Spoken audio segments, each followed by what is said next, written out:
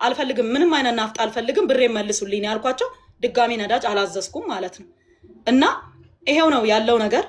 አመልክቼ ለጠበቃዬ ሁሉንም ሰነድ ሰጥቼው አሁን ያ ውስጥ የነበረው የሄምቦ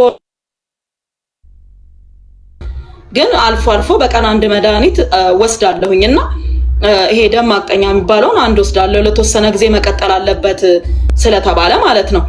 እና አንድ ሰው እንግዲህ በታሪካችን አሁንም በዚህም ዘመን ይሁን በቀደሙትም ዘመን ስታይ አንድ ሰው ተፈልጎ ሲጠፋ በጣም ከፍተኛ በሀገር ላይ ውድመት ሲያካሂድ ወር ዘር ማጥፋት ወይ የሆነ ከባድ ነገሮች አሉ አይደለ ሲፈጽም ወይም ሲያደርግ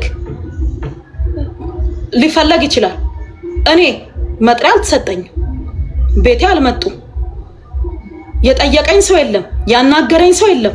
ምንም በሌለበት በድንገት ወንትድ የሚል እንደማንኛውም ሰው ፌስቡክ ላይ አየው። ምን ልበል ምን ልናገር? ምናገረው ነገር ጠፋኝ። አሁንስ ታዲያ ለምን አልመጡም? ቤት ለምን አልጠየቁኝም? ለምን መጥሪያ አላኩልኝም? አሁንስ ቢሆን መች መጡ? መጠየቁኝ ማለት ምን እንደተፈለገ እኔ ልንገር። ብዙ አጀንዳ ያላቸው ሰዎች አሉ በየመስሪያ ቤቱ ገባክ? ብዙ አጀንዳ ያላቸው የየራሳቸው አጀንዳ ያላቸው ሊሆን ይችላል ገባ? የሀብት ሊሆን ይችላል፣ የንብረት ሊሆን ይችላል። ብዙ አጀንዳ ያላቸው አካላት በየቦታው እንዳሉ ፊል አደርጋለሁ፣ ይገባኛል፣ ይሰማኛል። ነገር ግን ሳልፈለግ ምንም አይነት ነገር ሳያደርጉ ሳይጠይቁኝ መጥሪያ ሳይሰጡኝ በድንገት ወንትድ ቢያንስ እኮ ፍርድ ቤት ጋዜጣ ላይ ይታተም እኮ ብሎ ማዘዝ አለበት። እኔ ስጠፋ ማለት ነው ጭራሽ ከጠፋው ካልተገኘው ማለት ነው ምን ማድረግ አለበት? መጥሪያም ተሰጥቶኝ ካልቀረብኩኝ ተፈልጌም ካልመጣሁኝ ማለት ነው ምን ማድረግ አለባቸው? አዲስ ዘመን ተብሎ ማለት ነው ቤቴ በር ላይ ይለጠፋል። ቤቷ ነው ተብሎ ከታሰበ ቀጥሎ ደግሞ ቢሮዬ ላይ ይለጠፋል መጥሪያው ማለት ነው። ፖሊስ ቤት ድረስ ይዞ መጥቶ ወይም ለቀበሌ ይሰጣል። አድራሻ ያለኝ ሰው ነኝ፣ ቤት ያለኝ ሰው ነኝ፣ ንብረት ያለኝ ሰው ነኝ። ምንም አይነት ነገር ሳልጠየቅ ሳልፈለግ መጥሪያ ሳይደርሰኝ በድንገት ወንትድ ምን ማለት ነው? ከጀርባ እነማን አሉ እግዚአብሔር ይወቃቸው። ግን በዚሁ እንዳብራራልህ ከፈለክ የምትጠይቀኝ ነገር ካለ አንድ ላይ አድርጌ ስለነዳጁ ላብራራ።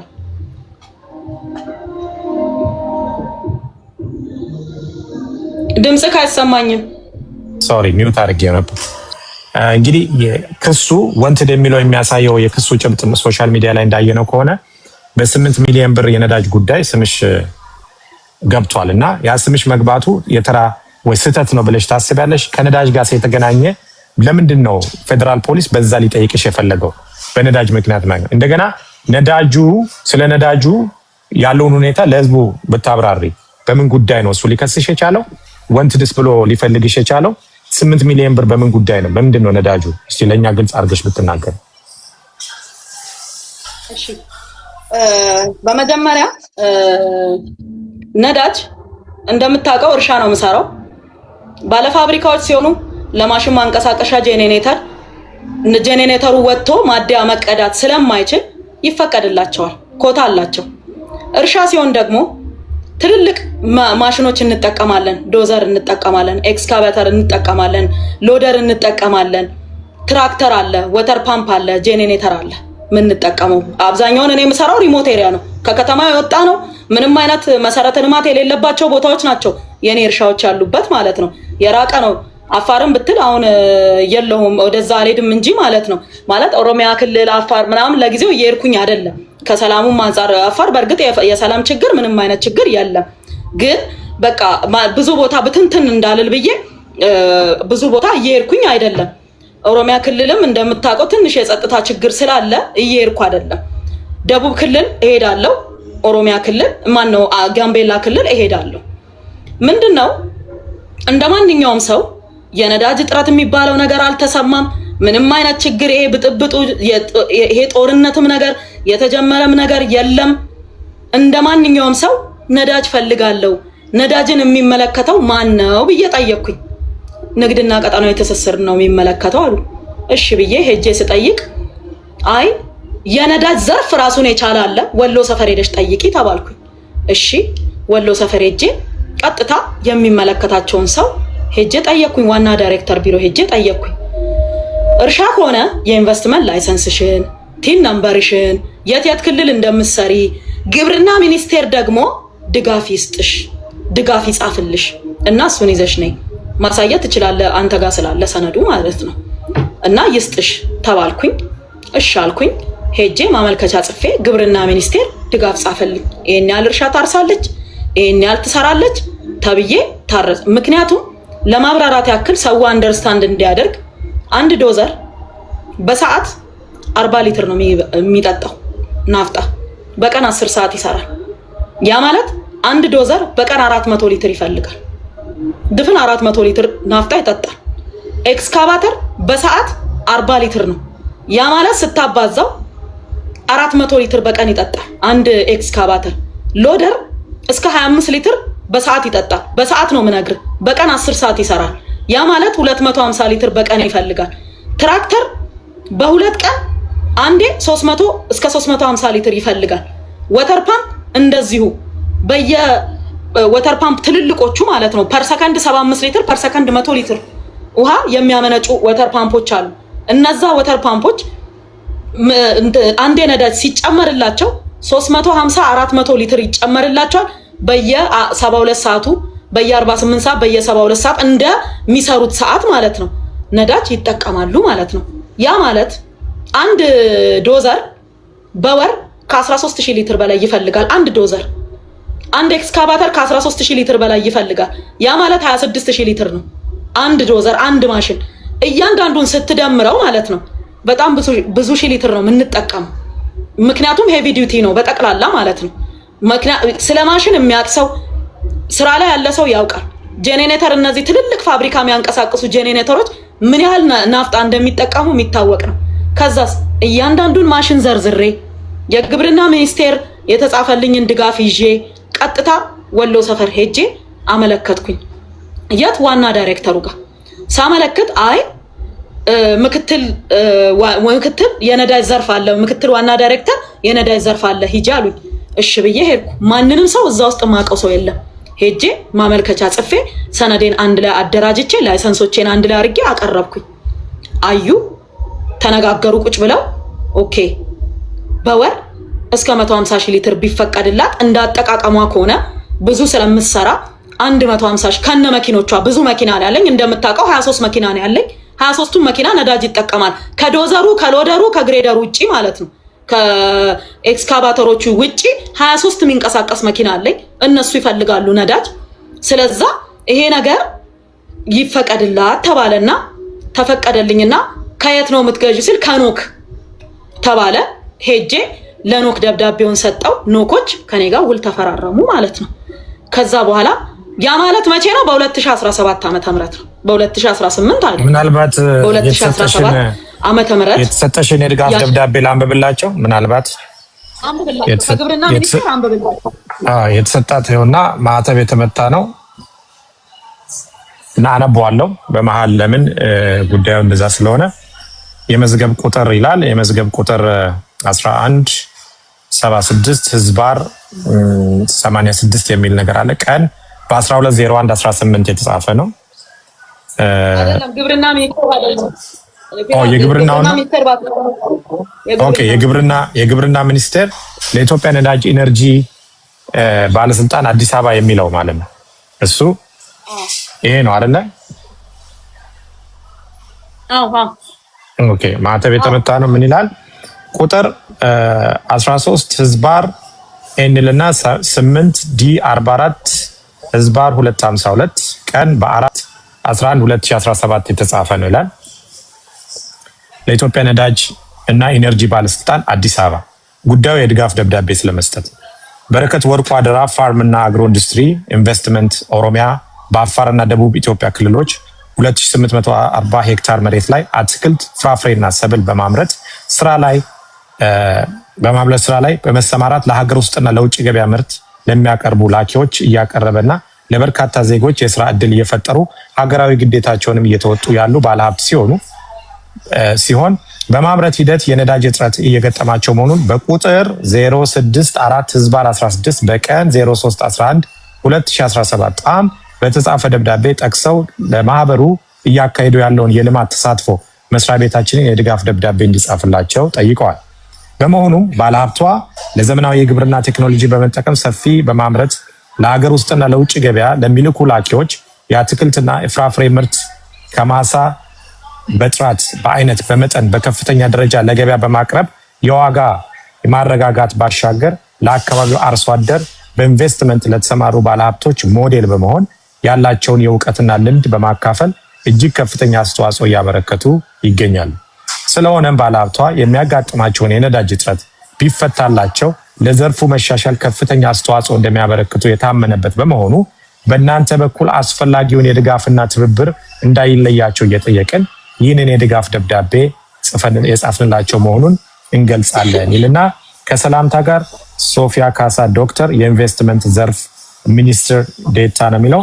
ማዕተብ አለው። ማዕተቡ የኢትዮጵያ ፌዴራላዊ ዲሞክራሲያዊ ሪፐብሊክ ግብርና ሚኒስቴር ይላል። ከፊርማ ጋር ተቀምጧል ማለት ነው። ኦኬ ይሄ ድጋፍ ደብዳቤ ተጽፎልኝ ይዤ ቀርቤ ተፈቀደልኝ። ሄጅና ከኖክ ጋር ውል ፈጽሚ ተባልኩኝ። እሺ አልኩና ሄጄ ኖክ ውል ገባው። ውሉም አለ አንተ ጋር ውል ተፈራረምን ከኖክ ጋር። ገንዘብ ቅድሚያ ነው የምከፍለው። አንዳንድ ሰው በዱቤ ይወስዳል፣ አንዳንድ ሰው በጋራንቲ ከባንክ ጋራንቲ አምጥቶ ይወስዳል። እኔ ግን በካሽ ነው ምገዛቸው። ዘይትም ገዛለው፣ ግሪስ ዘይት ገዛለው፣ ግሪስ ገዛለው እና ናፍጣም ወስዳለው ከነሱ ማለት ነው። ከዛ ምን ተፈጠረ? በ2018 ከገባ በኋላ ማለት የወሰርኩት ነዳጅ እንግዲህ 400 ምናምን ሺህ ሊትር ናፍጣ ወስዳለች ነው የሚለው። እኔ አልወሰርኩም እሱን ነዳጅ። ገባ? እንዴት ነው አልወሰርኩም የምለው? መጀመሪያ ጫንኩኝ አስቀምጬ ነው ስጠቀም የነበረው። ከዛ በኋላ መጡና ነዳጅና ኤነርጂ ባለስልጣን ለምንድን ነው በሮቶ የምታስቀምጪው? ብክነት አለው። ስለዛ የራስሽን ማጠራቀሚያ መገንባት አለብሽ፣ ግዴታ ነው ገንቢ አሉኝ። ባለሙያዎች መጡና ሲሉኝ እሺ እገነባለሁ። እስክገነባ ግን እንድከራይ ይፈቀድልኝ። ተከራይቻለሁ ማዲያ። ግልጽ እንዲሆንልህ ኢትዮጵያ ውስጥ በአጠቃላይ ፍቃድ ያላቸው 1980 ማዲያዎች አሉ ኢትዮጵያ ውስጥ። ከ1980 ማዲያዎች ውስጥ 300 ክራይ ናቸው። 300ዎቹን ተከራይተው ነው የሚሰሩባቸው ሰዎች። መከራየት መብት ነው። 300 የክራይ ማዲያዎች አሉ ማለት ነው። ቀጥታ ተጠቃሚዎች እንደኔ ኢንቨስተር የሆኑ 820 ኢንቨስተሮች አሉ ማለት ነው። እንደገና ደግሞ ካምፓኒዎች እንደነ ኖክ እንደነ ቶታል አይነቶች ደግሞ ከ200 በላይ አሉ ማለት ነው። ኢትዮጵያ ውስጥ በጣም ብዙ አሉ የሚያቀርቡ።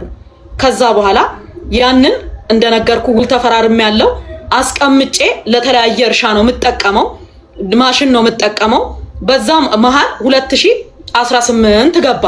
ከዛ ይሄ ነገር እጥረትም እየተከሰተ ስለሆነ ኮታ ይቀነስ ተባለ። ከዛ ምን ተፈቀደልኝ? በወር 100,000 ሊትር በ2018 በዘንድሮ ምርት ዘመን ማለት ነው በወር ይፈቀድላት የተባለው 100,000 ሊትር ይፈቀድላት ተባለ። እሺ አልኩኝ። 100,000 ሊትር ተፈቀደልኝ። ሲፈቀድልኝ ደብዳቤውን የጻፈው የፈረመው ይሰጣት ትከራይ ማዲያ ብሎ የፈቀደልኝ ዶክተር ደስታው ነው። ዋና ዳይሬክተር ነው። አልታሰሩም አሉ ቢሮ አሁንም ማለት ነው። ያልታሰሩ ሰዎች ከታሰሩት መካከል አይደሉም። ዋና ዳይሬክተሩ ናቸው የፈቀዱልኝ ማለት ነው። ከዛ በኋላ 2018 ላይ ማለት ነው የፈረሙልኝ። ነዳጇ ህገወጥ አይደለም በህጋዊ መንገድ ነው የወሰደችው ብለው ደብዳቤም የጻፉልኝ እሳቸው ናቸው፣ ዶክተር ደስታው ናቸው። አሁንም ቢሮአቸው አሉ። ቀጥሎ እሳቸው ለስልጠና ጉዳይ ወደ አዳማ ሲሄዱ ያንን ነዳጅ እንዲሰጣት እንዲፈቀድላት የሚለውን ደብዳቤ አንደኛው ደብዳቤ ወጪ አልሆነም ነበረ። ለነዳጅ ባለስልጣን ይሄ ምንድነው ለነዳጅ አቅራቢ ይሄዳል ሜክሲኮ የሚሄደውንና ለኖክ የሚጻፈው አልተጻፈም። ምን ይሻለኛል ብዬ ደውዬ አናገርኳቸው። ስልካቸውን ከቢሮ ወስጄ ምን ይሻለኛል ያ ደብዳቤ እኮ አልተፈረመልኝም ስል ችግር የለውም ተወካይ አስቀምጫለሁ እሱ ይፈርምልሻል አሉኝ። ያ ተወካይ ባህሩ ይባላል ሰውየው። አሁንም እሱም አልታሰረም ቢሮ ውስጥ ነው ያለው። ከዛ በኋላ እሱም ከታሰሩት መካከል ከከሰቱት መካከል አይደለም። የኔን ነዳጅ 2018 ላይ የፈረሙ ሰዎች የፈቀዱልኝ ሰዎች ማለት ነው የታሰረ ሰው የለም፣ አልታሰሩ። ቢሮ ውስጥ ናቸው ያሉት በዚህ ሰዓትም ማለት ነው። ቢሮ ላይ ስራ ላይ ናቸው ያሉት እነዚህ ሰዎች። ከዛ ፈረሙልኝ። ያ ማለት ጥቅምት ውስጥ ነው። ደብዳቤውን ከፈለግ ማውጣት ትችላለህ። የቅድም ልታነበው ያልከው ደብዳቤ ነው፣ አንብብ። ማደያ ተከራይቻለሁ ይፈቀድልኝ የራሴን ገንብቼ እስክጨርስ ብዬ ጠየቅኩት። ያ ማለት ዛሀበሻ እሱን ደብዳቤ አቅርቦታል። በነገራችን ላይ በረከት ሳይኖራ ይኸውልህ፣ አንድ ሰው በህጋዊነት ሄዶ ደብዳቤ ጽፎ አንድን መስሪያ ቤት ይጠይቃል። ለምሳሌ ማደያ ተከራይቻለሁ፣ ብቃት ማረጋገጫ ያለው ማደያ ስለተከራየው ይፈቀድልኝ ብዬ ስጠይቅ ያ መስሪያ ቤት ወይም ዋና ዳይሬክተሩ አንፈቅድም፣ አሰራራችን አይፈቅድም ማለት የማን ፋንታ ነው? ካልፈቀደ አሰራራቸው ስለሚፈቅድ ነው የፈቀዱልኝ አይደል? አሰራራቸው ስለፈቀደ ስለሚቻል ፈቀዱልኝ።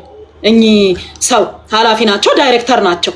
ባይቻል ኖሮ አሰራሩ ባይፈቅድ ኖሮ አይ መከራየት አትችይም፣ መገንባትሽ ግዴታ ነው፣ በተቻለሽ መጠን አፋጥነሽ ገንብተሽ ስጨርሺ እናራግፍልሻለን ማለት ይችሉ ነበር። ግን ይቻላል፣ ይፈቀድላት፣ ብቃት ማረጋገጫው ይታይ ተባለ። ብቃት ማረጋገጫው የማደያው ታየ፣ ማቅረብ እንደሚችል የነዳጅ ብክነት እንደማያስከትል ተረጋገጠ፣ በባለሙያ ተፈቀደልኝ፣ ተፈረመልኝ ማለት ነው። ከዛ 25 ሚሊዮን ብር ከፈልኩኝ። ለማ ለኖክ በሁለት ጊዜ 25 ሚሊዮን ብር ለኖክ ከፈልኩኝ፣ ነዳጁን እንዲያመጡልኝ ማለት ነው። ለምን በአንዴ ከጅቡቲ ነው የሚገዛው፣ ገዝተው አምጥተው እንዲያራግፉልኝና እኔ ደግሞ ለማሽኖቹ እንድጠቀም ብዬ 25 ሚሊዮን ብር ከፈልኩ። ያ ጥቅምት ነው። ከዛ ነዳጁን ኦርደር አደረግኩኝ። በአንዴ ኦርደር የምታረገው 50 ሺህ ሊትር ነው። 50 ሺህ ሊትር 50 ሺህ ሊትር እያረክ ነው ኦርደር የምታረገው። በ2018 ጥቅምት ወር ነው ይሄንን ኦርደር ያደረግኩት። ክፍያውንም የከፈልኩት በ2018 ጥቅምት ወር ነው። ከዛ በዛ መሃል እየጠበቅኩኝ ነዳጁ አልመጣም። የራሱን የቻለ ፕሮሰስ አለው። ፕሮሰስ እየተደረገ ነዳጁ ከጅቡቲ ተጭኖ ሳይመጣ እኔ ህዳር 14 ታሰርኩኝ። ታስሬ እያለ ነዳጁ ከጅቡቲ ወጣ። እኔ እንግዲህ እስር ቤት ነኝ ያለሁት። በ2018 እንደነገርኩ የብጥብጡ የኢራን ጦርነት አልተጀመረም። ምንም አይነት የነዳጅ የጭቅጭቅ የሚባል ነገር ጭራሽ አልተጀመረም። እኔ ነዳጁ ከጅቡቲ ተጭኖ ሲወጣ እስር ቤት ነኝ ያለሁት። አላየሁትም። ቦቲው ቀጥታ አድራሻ ስላለ ቤተሰቦቼም ስላሉ ቀጥታ ሄዶ ዲማ እንዲያራግፍ ነገሩት። ሹፌሩ ቀጥ ብሎ ወደ ዲማ ሄደ ሊያራግፍ። ለኔ እየመጡ ሲጠይቁኝ ምሳ ቁርስ ይዘው ሲመጡ ይነግሩኛል። መኪናው እየመጣ ነው፣ እዚህ ጋር ደርሷል፣ እንዲህ ነው ይሉኛል። እሺ አልኩኝና ሰማሁኝ። መኪናው ሄዶ ማጠራቀሚያ ውስጥ አራገፈ ነዳጁን ማለት ነው። ስንት ናፍጣ ነው ያራገፈው መሰለ? ዲስፓቹ አለ። ዲስፓቹን አሁንም ለሰው ማሳየት ትችላለህ። የነዳጅ ዲስፓች አለው። 90 ከተፈቀደልኝ 100 ሺህ ሊትር 50 ሺህ ሊትር ድፍን የሚጭን ቦቴ የለም። 47,000 45,000 እስከ 48,000 አሁን አዲስ የመጡት ቦቴዎች እስከ 49,000 ድረስ የሚጭኑ ቦቴዎች አሉ። እና ይሄ ቦቴ ደረሰ። ሁለት ናቸው ተከታትለው ወጡና ሄደው አራገፉ።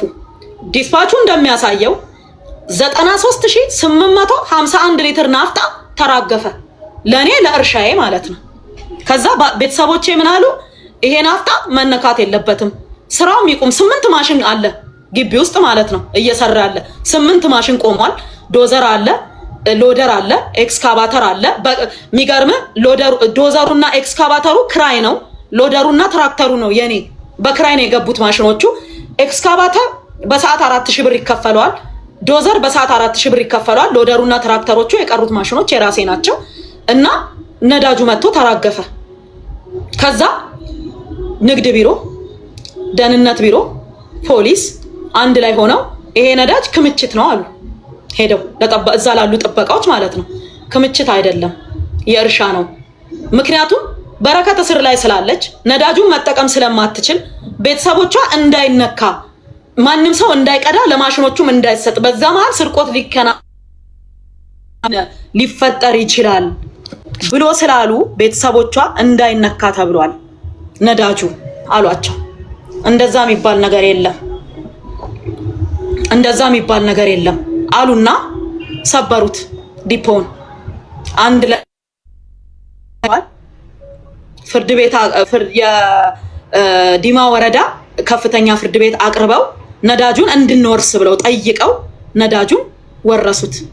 ዲስፓቹ ህገወጥ ነው አሉ። አስብ። የነዳጅና ኤነርጂ ባለስልጣን ዋና ዳይሬክተር ጽፎልኛል፣ ግብርና ሚኒስቴር ጽፎልኛል።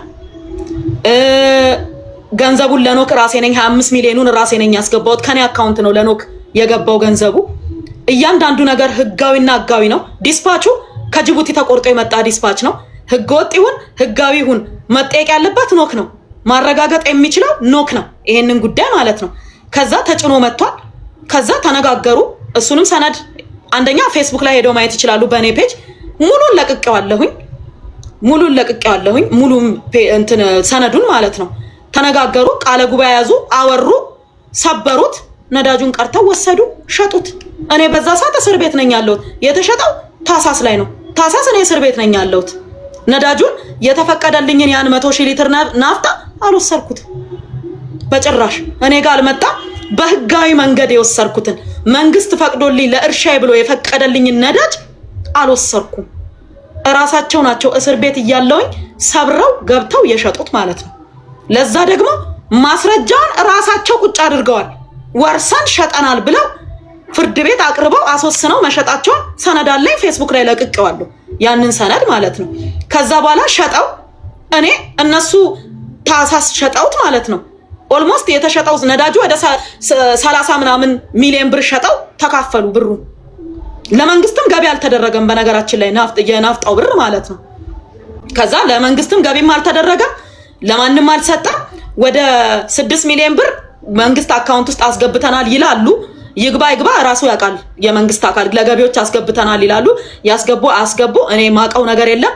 ግን ነዳጁ ወደ 38 ሚሊዮን አካባቢ ነው የተሸጠው ያ ነዳጅ። ገንዘቡን እርስ በርሳቸው ተካፍለው ነው የወሰዱት። እኔ በዛ ሰዓት እስር ቤት ነኝ ያለሁት። ያየሁት ነገርም የለም። ተፈትቼ ስወጣ ነዳጁ ኦልሬዲ ተሽጧል። የለም ነዳጁ። ቀጥታ ለፌዴራል ፖሊስ አመለከትኩኝ። ህጋዊ የሆነ ነዳጅ እንድሰራ መንግስት የፈቀደልኝ ራሴ በገንዘብ የገዛሁት ነዳጅ ተሽጦብኛል ያለ አግባብ፣ ልክ አይደለም ብዬ አመለከትኩኝ። ከዛ በኋላ እያየነው ነው እናይልሻለን፣ ሰነዱን አምጪ አሉኝ።